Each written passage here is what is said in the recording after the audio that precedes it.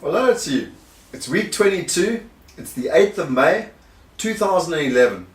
And I thought I'd sit in a different place tonight. I wanted to sit here and actually show you where I operate from. This is Operation HQ down in Cape Town in our second bedroom. And in that direction's Table Mountain, that direction is the sea and the beach.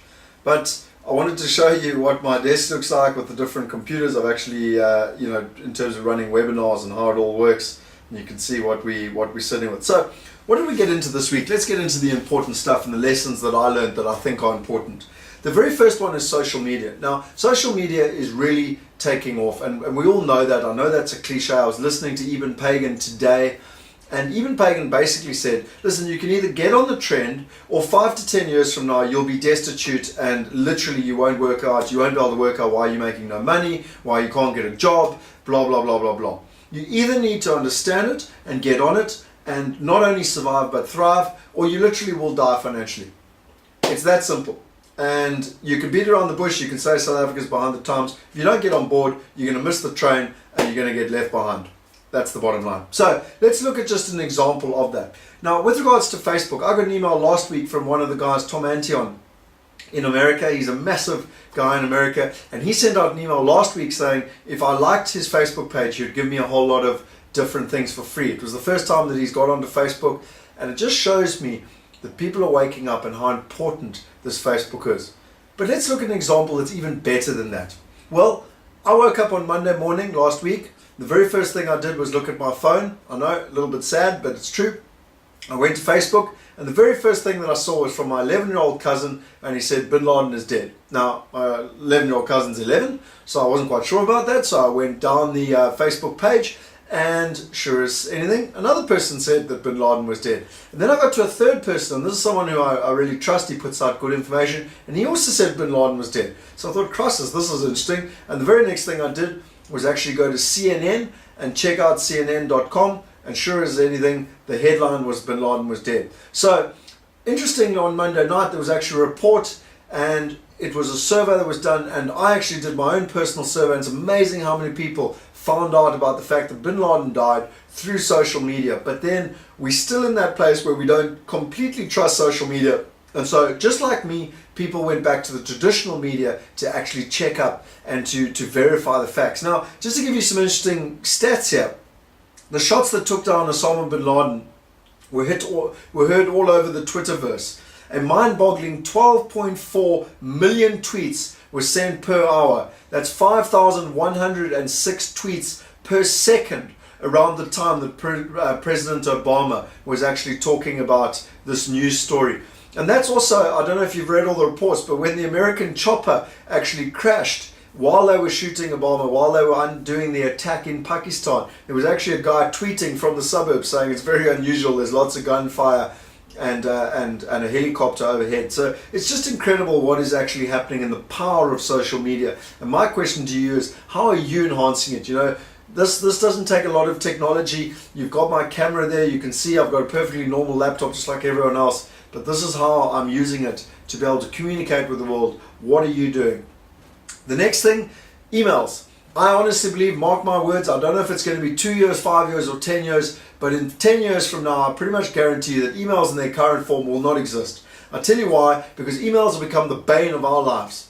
And I think I mentioned this to you before. Tim Ferriss in the 4-Hour Workweek, he says the two biggest pains of all people, particularly males, is emails and getting fat. So he's written 2 books. One is how to control emails, and the other one's how to stop getting fat. But you know, emails are the bane of our lives. You know, we had a long weekend. We had Easter. I came back on Tuesday morning. I pressed send and receive, and I had 448 emails, and my heart just absolutely sank. No one looks forward to their emails.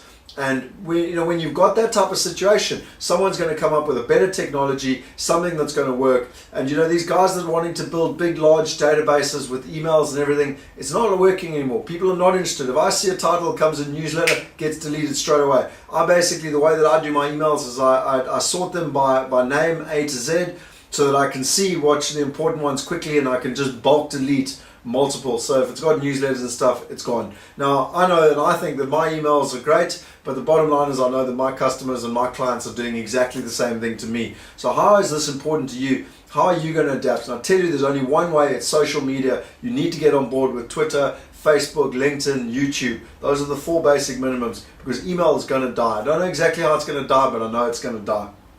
The next thing is, I used a survey last week. I wrote that report, the Australian market report. It cost me over 50,000 Rand to put together. We're selling it on our website for 195 Rand, but I wanted to get information from our clients. We've got just over 2,000 clients that have come to us, listened to talks or investigated or asked for information on Australian property. So I decided to do a win-win situation. I would send them an email. If they fill in a survey, a detailed survey, I would then give them my report for free, and at least they value it, they understand the value of that report, but I also get very valuable information.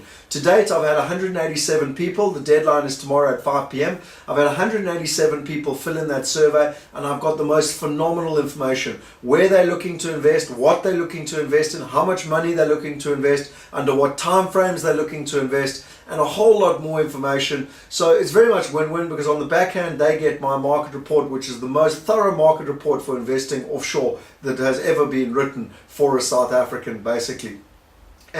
But think of the power of that survey now. I've got 187 people. I'm well impressed with that, because to get over 10% of people to actually fill in the survey is really, really good. But the beauty is I've now got the power. When I phone up Joe Soap, I go, "Hi Joe Soap, you've pretty much said to me you're looking to buy in Sydney, you're looking to buy a house, you're looking to spend $500,000 and you want to buy in the next 3 months. Your biggest fears are X, Y, and Z. Your biggest reasons that you're looking to invest are A, B, and C. Now, I, after all of this, have put it together, synthesized it, I can assist you." So how can you use surveys, and particularly something like SurveyMonkey, to your advantage? Because it really puts the power in your hands, and it helps you synthesize your databases and know who your key clients are, who to focus on, and how you can actually assist them and add a lot more value to them. The next thing was the website. I spent the whole of Thursday putting together the the W Sales website. I've put together all the thoughts, the knowledge, the testimonials, everything, and put that up so that we can create a website, because like in any business, we've done the testing phase now, and it's time to start ramping that up and using the accelerator principle, because we've got the momentum. People really are liking it, but we need a website, we need a shop window now so that people can access it, basically. The next thing is Malema. I think it worries me. I heard news reports last Thursday where Malema said 2 things. He said that the state should take all the land, expropriate all the land from South Africans, and that there should be no payment for that land, because they basically want to right the wrongs of the past. I'm not a scaremonger. I'm completely passionate about South Africa. I absolutely love living here, but I'm also not naive. I don't have all my eggs in this basket. And for that reason, when someone like that is saying those type of things, the biggest lesson I learned from the global financial crisis is where there's smoke, there's fire. So, it's just something that I believe it's very important to have a plan B. Hopefully it never happens, but should it happen, because you can imagine the chaos that would have to South Africa. And then lastly, to end on a high note, Kelly and I absolutely living down in Cape Town. I'm so appreciative of her giving me the opportunity. I'm so lucky and blessed to have been able to design a business that allows me to do it. And this weekend, her and I took a drive up to Riebeek Kasteel, which is in the Ceres Mountains. Absolutely spectacular. There was an olive festival, and it really was so beautiful. And from there, we drove across to Fontein, which is a seaside resort, and we had lunch there. I mean, what a way to drive around the Cape, a most magnificent day. And then on Sunday, I actually played golf with some mates at the Stellenbosch golf course. The mountains were magnificent. The wind was a bit of a challenge. But what a phenomenal place. And I went on Sunday, we actually went down to a kite surfing shop, and after having lunch with all our friends, I booked in and signed up for a kite surfing lesson for Saturday. So, really Kelly and I walk our dog every day on the beach, our 2 little dogs actually every day on the beach. We're getting into the Cape Town winter, but we're still having phenomenal days, and it's just such a privilege to be able to live in this environment. And hopefully I'm showing you what is possible. I'm hopefully guiding you and giving you a little bit of inspiration of what you can do and where you can live, because I sit here in my t-shirt and my shorts, I sit with my computers, I communicate with the world, and this is the way the business is going. And what could you do? What life could you design for yourself? Because I really am living a dream, and I want to thank my wife for allowing me to have that opportunity, and hopefully it's an inspiration to you. So that's all from this week. Don't forget, Social media is where it's all at. You've got to learn. And on that note, I look forward to seeing you next week. So, from my little man cave, aka my head office, or my house on the beach, I want to bid you farewell. Thank you.